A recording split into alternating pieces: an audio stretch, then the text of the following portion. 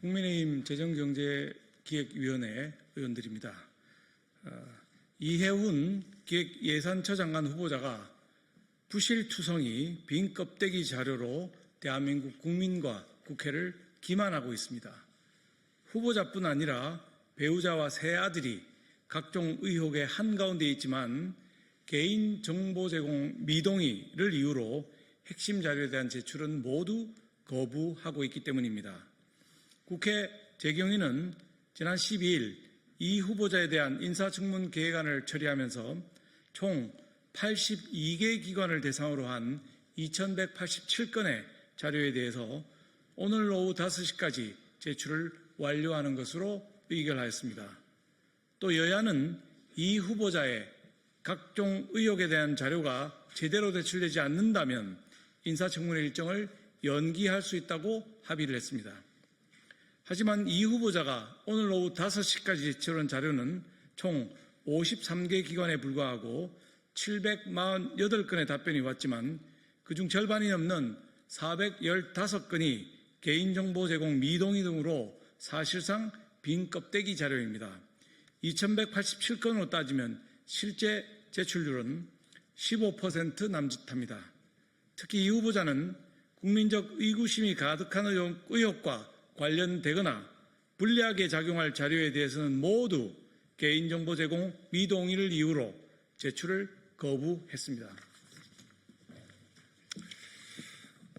우선 이 후보자 배우자와 아들들의 병역과 관련한 자료부터 모두 개인정보 제공 부동의로 제출이 거부됐습니다. 장남은 군 생활을 제대로 했는지, 공익근무요원이었던 차남과 삼남은 왜 집 근처 근무지에서 어떤 일을 했는지, 특혜는 없었는지 알 수 없게 된 것입니다. 특히 방배경찰서에서 공익근무했던 삼남의 경우 정해진 소집 해제일보다 닷새를 더 근무해 징계 의혹이 있었지만 이유가 무엇인지 경찰청은 공개를 거부했습니다. 직계비속 개인정보 제공에 미동의했다는 것입니다. 후보자와 배우자, 세 아들의 정여세 탈루 의혹을 밝힐 국세청의 정여세 납부 내역 및 증명서, 그리고 로또 100억 아파트 불법 청약과 관련한 국토부 자료는 아예 오지도 않았습니다. 이런데 어떻게 정상적인 인사청문회가 이루어질 수 있겠습니까? 또 후보자 배우자의 영종도 토지 매입 금액이 얼마인지도 알려주지 않았습니다. 언론에서 의혹을 제기한 세 아들의 학자금과 장학금 수령 내역 등도 마찬가지입니다. 후보자 가족들의 금융기관 입출금 내역, 국민권익위원회 감사원, 인권위원회에 들어온 진정 및 탄원이 있는지, 그리고 음주운전을 한 적이 있는지 모두 제출되지 않았습니다.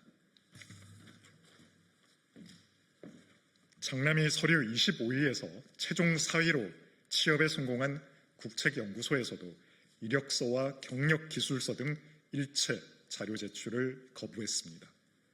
모두 개인정보 제공 및 공개 미동의가 이유였습니다. 한국은행이 제출한 왜곡한 거래 내역에 대해선 가족뿐 아니라 후보자까지도 개인정보 제공 동의서를 내지 않았습니다. 그러면서 후보자는 배우자, 아들들의 헌역 내역은 제출했습니다. 국민을 우롱하는 것입니까? 이 후보자가 지난달 28일 지명된 이후 오늘까지 온갖 의혹과 관련한 언론사 단독 기사만 약 80개 가까이 됩니다. 갑질부터 땅 투기, 증여세 탈루, 불법 청약 등 하루에만 4개씩의 새로운 의혹이 불거진 것입니다. 하지만 이 후보자는 이에 대해 말로만 청문회에서 소명하겠다고 하면서 제대로 된 자료는 하나도 내지 않고 있는 것입니다. 이에 국민의힘 재경위는 19일로 예정된 인사청문회를 연기할 것을 여당에 요청합니다. 국민의힘은 국민적 의혹과 분노에도 불구하고 개인정보 제공 미동의를 핑계삼아 19일 인사청문회 하루만 버티자는 후안무치한 후보자의 태도를 용납하지 않을 것입니다. 2026년 1월 15일 국민의힘 재정경제기획위원회 위원 일동. 감사합니다.